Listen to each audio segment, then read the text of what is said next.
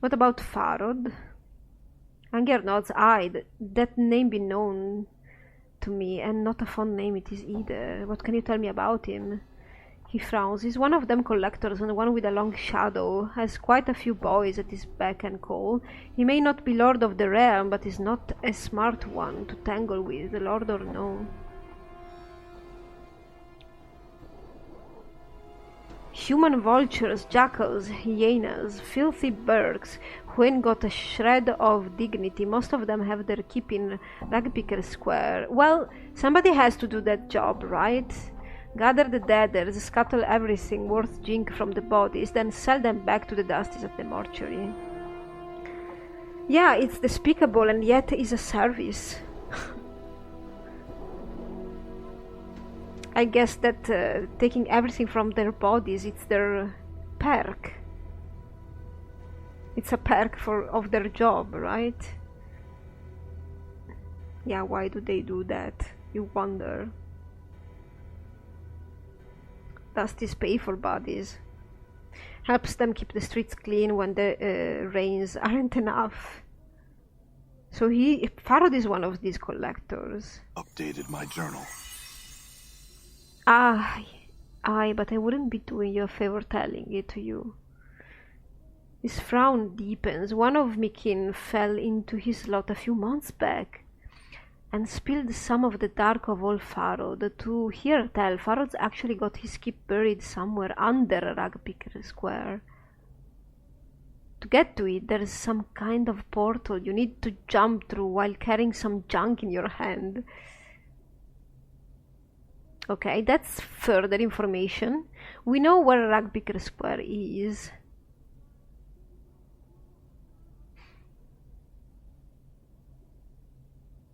You do best to work careful there. The collectors there don't always wait for a body to die before collecting on the corpse, you hear? Straight west from the mortuary gate. Do you mind if I rest here? Anger nods. That the least I can do. I'll have my wife get some blankets out for you.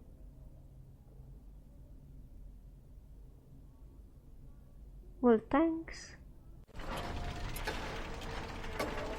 Well, I just wanted to try. Maybe I've made a mistake. 8 hours, alright.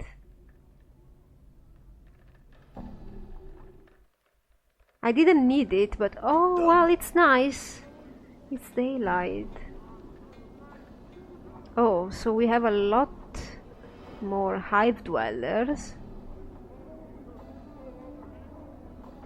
But we still have some thugs. Definitely less. I've never seen something so ugly. I've not. You're out here? What are you? Nobody. Not nobody, but somebody that doesn't want to talk. What about the post? This filthy looking corpse is in a sad shape. Its shoulders are slumped and one of its legs is broken, causing it to lean to one side. Stains cover it from head to toe. Judging from the smell and the texture, stains run from rotten fruit to mud and bird droppings. To add to the indignity, graffiti has been carved into his body and several notices have been nailed into its chest, back and head. I thought I was in a bad shape. Don't all these nails hurt? The corpse makes no response. Examine him. Despite the many stitches, the corpse's rotting skin is peeling in several places, revealing long stretches of muscle and bone. You'd guess that this zombie is frequently used as target practice. The fruit and mud stains aside, some of the tears in the skin still have rocks and bits of glass lodged in them. One wicked-looking cobblestone is still embedded in the side of its head. Huh. Examine the graffiti and notices. A number of the leaflets have been ruined by rain, but some of them are still legible. One tacked to his back is from something called the Office of Vermin and Disease Control. The one on his forehead looks like a bill of fare for a restaurant. One on his chest looks like an official notice, and another appears to be some sort of want ad.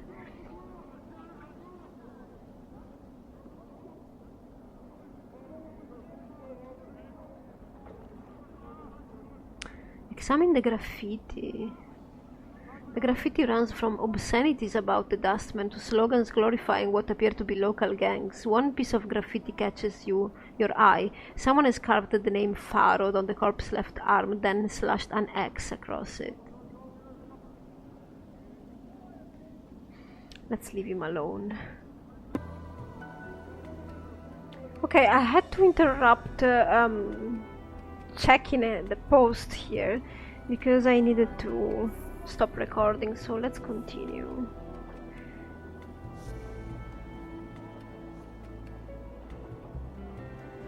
Let's try and pry out that cobblestone. You grab a hold of the cobblestone and pull it out of the corpse's head. Traces of brain matter and rotting flesh slowly drip from it. It looks like whatever was in its head turned to ooze long ago. Yeah, of course.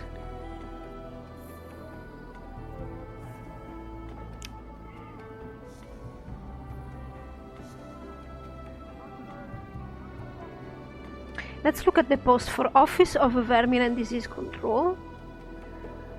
To those hive citizens wishing gainful employ with the most honorable and generous sigil government, inquire forthwith at the Office of Vermin and Disease Control to help stem plague of brain rats.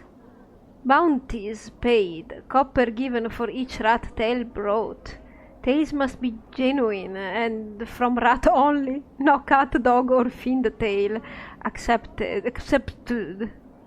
Office several streets south and west of Mortuary Gate in Lower Hive. Ask for official inspector in charge, the respected Phineas T. Lord. XXX 1X. What is this? Oh well, I'll try to remember that. Is this his number? Or something?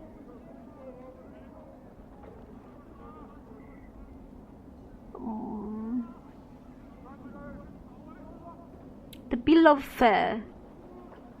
Someone has posted a bill of fare for the Gathering Dust Bar, but the bill of fare cannot be read as the words Smoldering Corpse Bar have been scrawled in charcoal over the bill.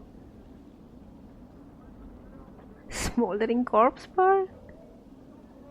The zombie immediately jerks its left arm upwards and points far to the southeast.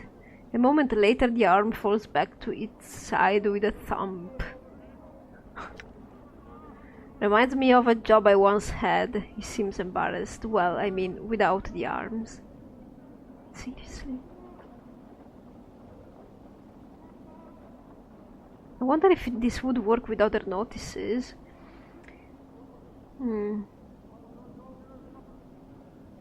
Official notice.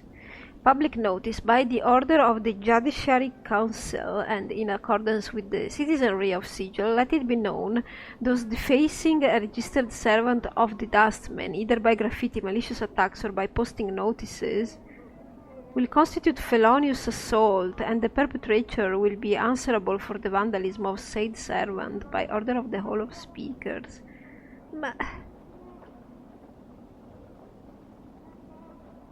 I thought this was the purpose of this guy. I mean, posting stuff. Well, maybe not graffiti and throwing stuff at him, of course. The want ad. Wanted, able-bodied person willing to investigate a matter of the utmost importance to the Dustman cause. Will offer suitable compensation upon successful completion of said task. Interested parties inquire with initiate Noroji Gathering Dust Bar. Okay, so we already got that quest. And the zombie immediately jerks its left arm upwards and points west to the building before you. Perfect.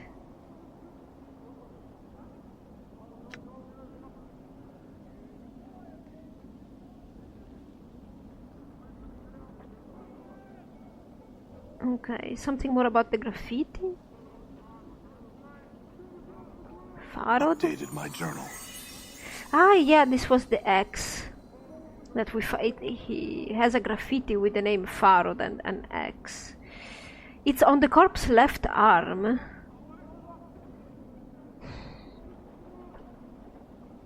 It probably indicates, if you do something, he indicates with that arm where to go, maybe?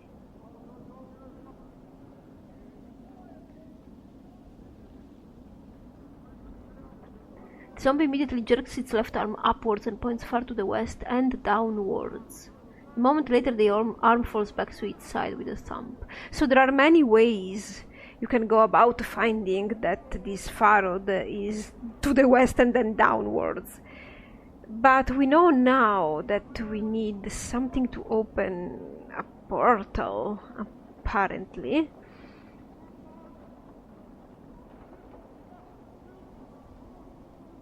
Let's leave him. Alright, bye, thank you. I'm gone. Do you have something to say? You see a tired-looking woman dressed in a tight leather bodice and leggings. The odor of cheap perfume surrounds her like a cloud, and her face is covered with a mask of crude makeup. She smiles as she sees you. Why don't you stay and chat with me a bit, love? Greetings. I love the introduction. Greetings. The woman looks coyly at you. Now you look to be a blood who's lost something. Mayhap I can help you find it, Cutter? She smiles slightly. I don't think that's what I want. I'm searching for a journal, really. I wonder about the nameless one searching for this journal. Because the dustman inside the bar said that also possessions prevent you from reaching the true death, so you're lost. When you get tired of losing things and need to find some things, love, you come see me. But are you... Chief, can you sport me some ching? It's been a long time. It has... Oh, come on.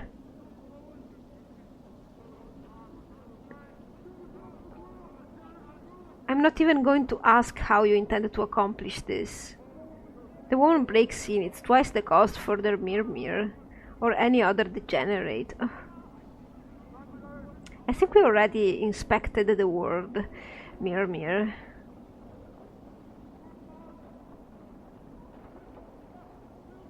The other degenerates.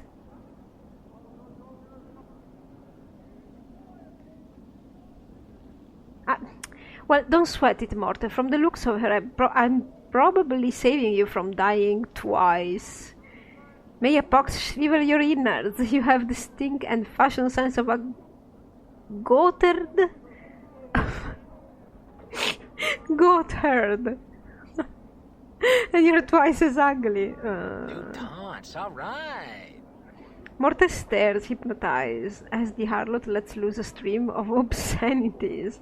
At the end of the verbal avalanche, Marta is silent for a moment, then turns to you. Wow, Chief, got a few more taunts for the old arsenal. He turns back to the harlot, who is catching her breath. I'm also in love.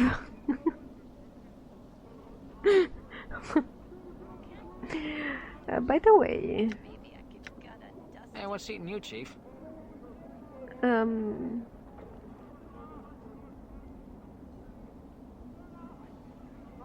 Is there anything else you can do except chatter? I don't think so. You said you're a mermaid, right, Marta? Yeah, Mimir is a floating encyclopedia. You put information in, you get information out. Yeah. Well, the music changed.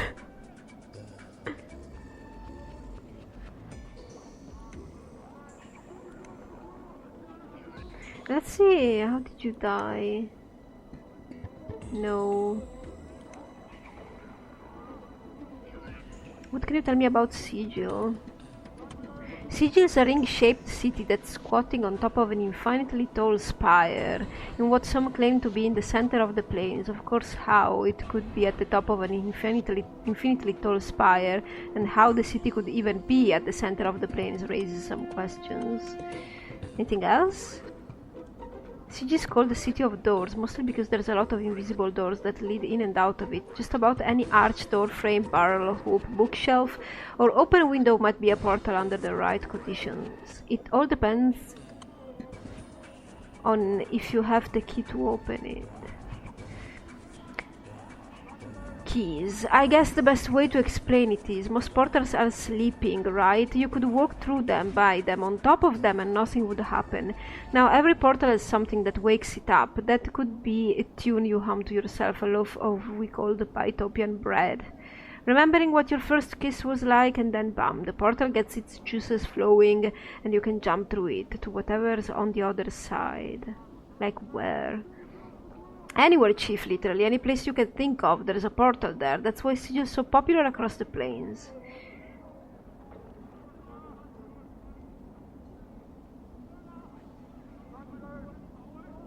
What do you think we should do next? Well, here's how I see things. Yes. I think you should try and root out this Pharaoh, whatever he set up, Kip. Ah yes, you wouldn't have had those directions tattooed on your back if he didn't have some inkling of what was up with you. One of the locals around here has to know where he is. But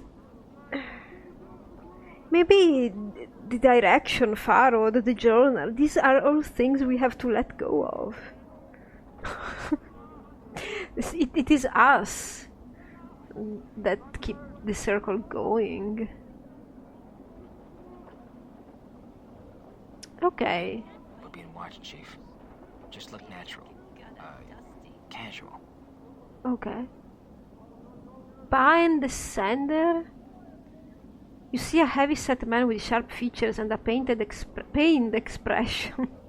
Despite his huge frame, however, he has an effeminate look about him, and unlike the other residents you've seen, he looks to have bathed recently.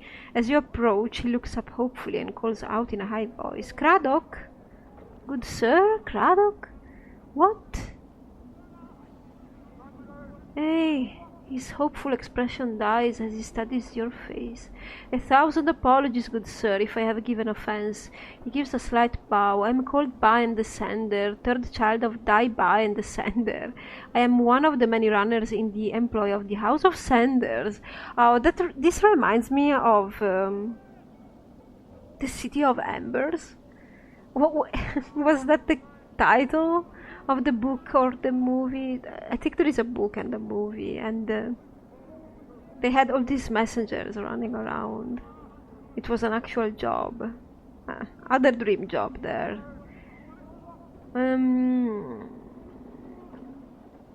What do you want, Bane? "1,000 apologies for troubling you with such a trivial matter, but I seek Craddock, an overseer in the hive." Baen looks like he's in pain, but alas, he eludes me. He looks at you hopefully again. "Could it be you have heard of such a man? You have heard of such a man?" "I think I have."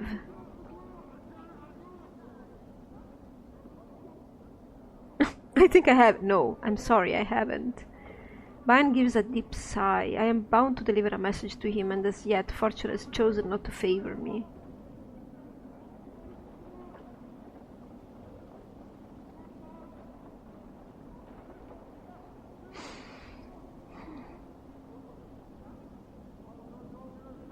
Well, I could give him your message for a price.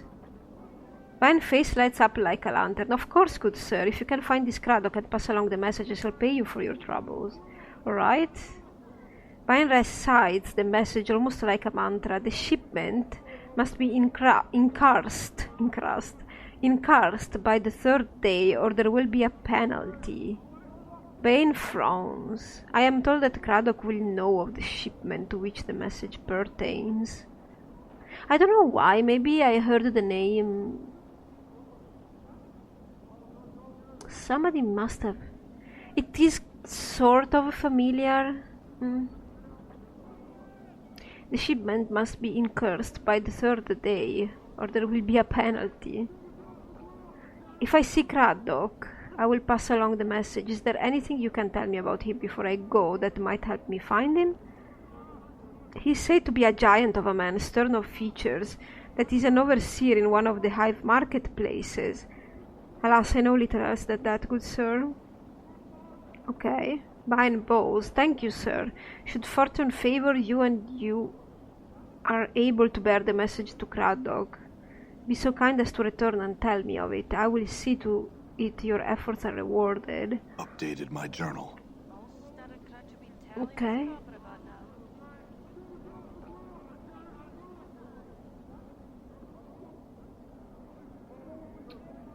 Ah, this is the place. Oh, it looks different by daylight. Of course it does.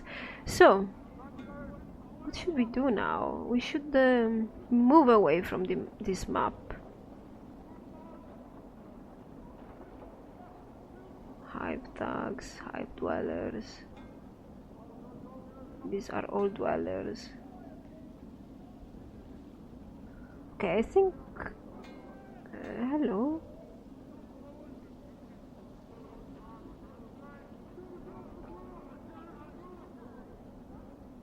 I think is this the same dialogue? Yeah, I suppose. Don't hit me! What?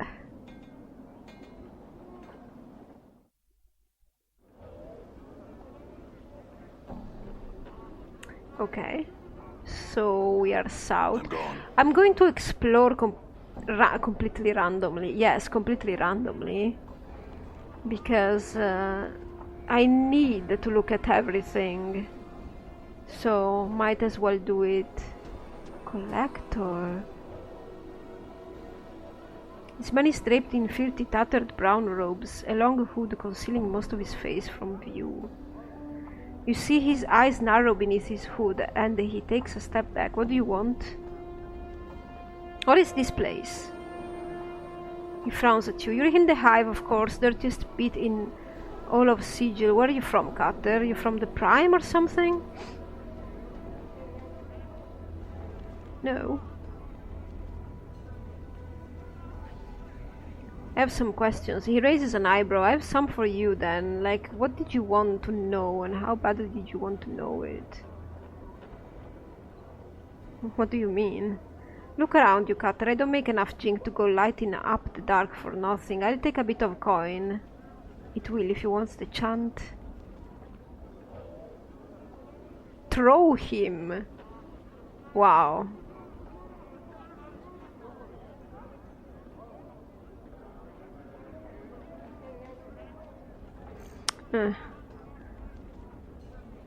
I don't know, I feel like we have enough help?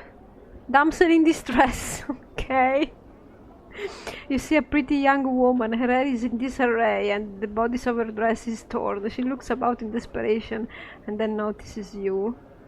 She runs up to you and grabs your arm. You notice the front of her dress is stained with blood. Help me, Cutter, please. They're killing my sister. She begins to tug on your arm. What if this is a scam? Who? She looks around wildly. This drunken man who followed us from one of the taverns. We thought he meant no harm. Please, Cutter, there is no more time. Help us. Wait, first you said they were killing your sister and now you say he is killing her? Which is it? She stares at you, unsure of what to say. I'm distraught. I made a mistake. She glances at the blood that stains her dress. Please help me, Cutter. You glance down at her dress and look at the blood. Although it does appear to be real, it has completely dried. It must be hours old. That blood is hours old. What are you up to? You see her eyes flick to the blood stains and then back to you. You think you can hear a hint of nervousness in her voice. You are mistaken, Cutter. Please help me. My sister lies dying while we tarry.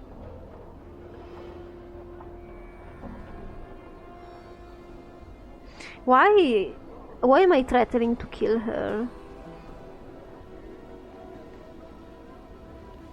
You're up to something. Tell me what's going on or I'll kill you. She looks into your eyes and then glances at the scars that cover your body. She swallows nervously and you see her pale before your eyes. I'm supposed to lure people into an alley nearby. Yeah, that's the first thing I thought. Maybe because I'm a woman. The nameless one is a man, but this is the first thing I thought as a woman. When somebody comes next to you and tells you, come here, I'm in danger, don't go. If you're a woman, I suppose. Also, if you're a man, I'd say, nowadays. They're waiting there to take your drink. Yeah, of course. If not doing something worse. She looks at you apprehensively.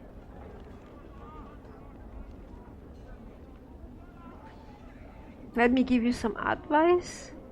She gazes at you in silence and nods her head.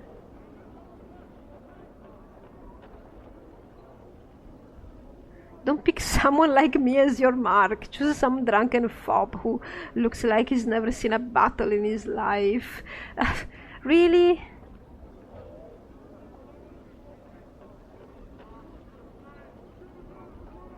Do I know that I've seen battle in my life? No, I don't. Have you got the kid? Mourns for trees.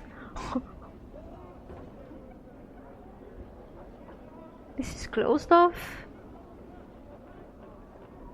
This ash-covered tree looks like it has suffered greatly since being transplanted here. Oh. I'm actually the kind of person who feels sorry for plants. Nobody thinks about plants. You see a tired-looking, sorrowful old man who is gazing at the ash-dead tree in front of him. He's mumbling to himself and tapping his chin, as if trying to figure something out. Occasionally, he shakes his head sadly. Greetings. He seems momentarily startled as you interrupt his train of thought. He speaks in a calm, unhurried tone, but one full of sadness. Oh, greetings to you too, friend. How's this day found you? Does this matter? Does it matter? The man is caught off guard, but then nods assent confidently. Yes, friend, it does. To me at least, though that doesn't count for much, it seems. He seems about to turn back to the tree. Doesn't count much? What do you mean? It's a long story, not something the casual passerby would want to stand around for, I'm sure. Let's just say that any efforts I've made to rouse the people here to action have been ignored. Action for what? What is it you had wanted the people to do? I wanted them to... He seems exasperated, frustrated at his loss for words. To care, is that so much, friend? He looks at you in earnest. Well, people just don't care usually, that's the default. Care about what though? He pats the tree beside him. It's the trees here in the hive, they're dying, friend, and no one cares. Seeing the look on your face, he holds his hands up as if to silence you for a moment. It may not matter to some, but it's important to me. I feel it's a shame to see the last tatters of life and beauty in this world left uncared for to die. Can you understand that, friend? I can. But all things die, it's true. But there must be a reason why these trees are dying here then. Because when we examine this one, it looked as if it was transplanted, and when it was transplanted here, he started being sick.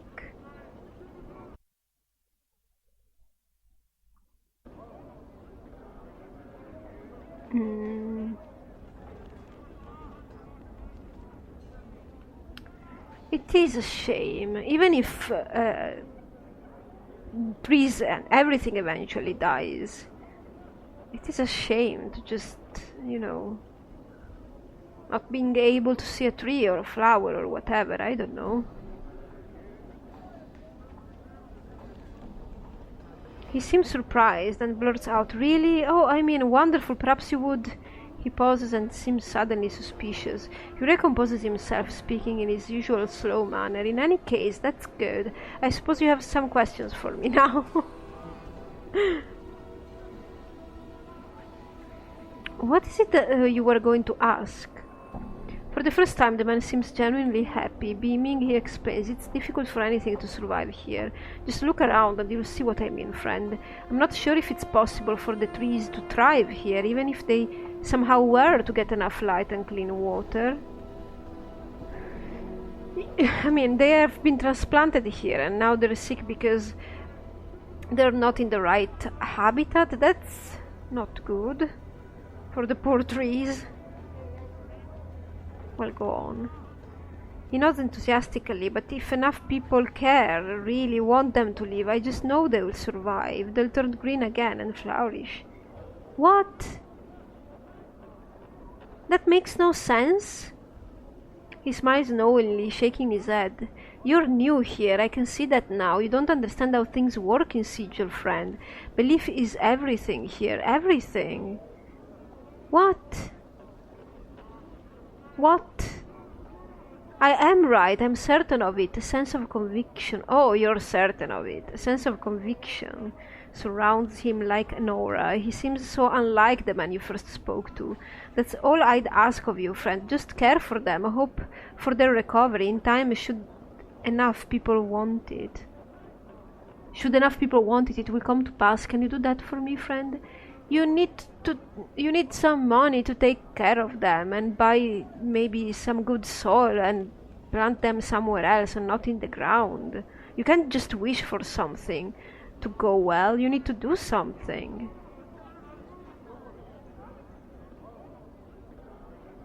I can wish them good health. Still, I don't know how much it will change, unless this realm, unless the thoughts you have in this realm can do that kind of stuff. Let's try. Let's see if thoughts have that kind of power. Excellent, my friend, excellent. I thank you. You've given me back my confidence, my purpose. Perhaps I can find others like you who listen. Perhaps will make a difference. What about your companions, friend? Would you speak to them on my behalf? Marta, what do you think? Huh? Oh yeah, Chief, sure, whatever you say. Well, I'm serious. I want to know what you think. Can you make the effort? Marta looks at you for a while, silently, then nods. Yeah, I can. If it's that important to you, I'll do it. Yeah, I'm curious. I'm curious if this guy is just bluffing. I don't know anything about this world, so there. I had some questions. Who are you, really? I'm called Mourns for Trees by the people here, friend. Why are they dying, the trees? Just look at your surroundings, friend. Can you imagine anything having an easy life here? And besides the wretched conditions, the Dabus rarely come to this part of Sigil. Yeah, but the Dabus, I don't think they fix trees. Dabus. You know Dabus, surely you've seen them. They're the lady's servants. They care for the city, some parts of it more than others, of course. He looks sadly at the tree beside him. The lady of pain, friends, the mistress of Sigil. He stops, speaking suddenly, making a semicircular sign over his chest. Again, he leans close to whisper. It does no one good to speak of the lady. Know only that she alone controls the city, whether it appears that way at times or not, and speak of her no more. Well, the Dabus don't come here often.